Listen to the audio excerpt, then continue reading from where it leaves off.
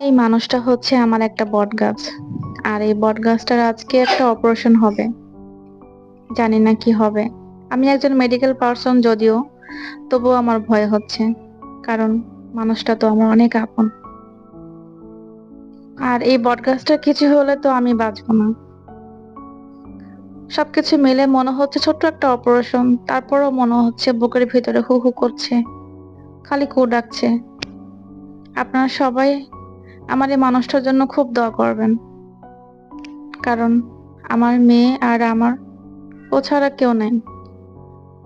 ও আমাদের জীবনের আশার আলো। ও আমাদের জীবনের একটা বটগাছ। ওকে ছাড়া আমরা দুজনেই খুবই এতিম। রেডি করে দিচ্ছি, অপারেশন থিয়েটারে ঢুকবে। ও যদিও হাসছে, আমাকে হাসাচ্ছে, তারপরও আমি বুঝতে পারছি যে ও ভয় পাচ্ছে। ওর বুকটা শুকিয়ে যাচ্ছে, বারবার আমাকে বলছে যে সাবিনা, তুমি আমার সাথে ওটিতে থাকবা। বারবার আমাকে রিকোয়েস্ট করছে। আমি বলছি যে হ্যাঁ, আমি থাকবো তো, তোমার টেনশন নেই। কিন্তু বলছি, যখন দেখবো যে মানুষটার কাটাকাটি হচ্ছে, তখন কি করে দেখবো এটা? বারবার শুধু এটাই মনে হচ্ছিল। যাক, আলহামদুলিল্লাহ, পড়াশোনা শেষ হয়ে যাওয়ার পরে যখন বেডে দিল, আমার মেয়েটা ঘুমাচ্ছিল, তখন ও বলছিল যে আমার মাইমুনাকে আমার পাশে শুয়ে দাও।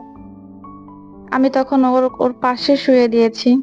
আর তাকিয়ে তাকিয়ে দেখছি কিভাবে শুয়ে আছে, কত কষ্টই না পেয়েছে।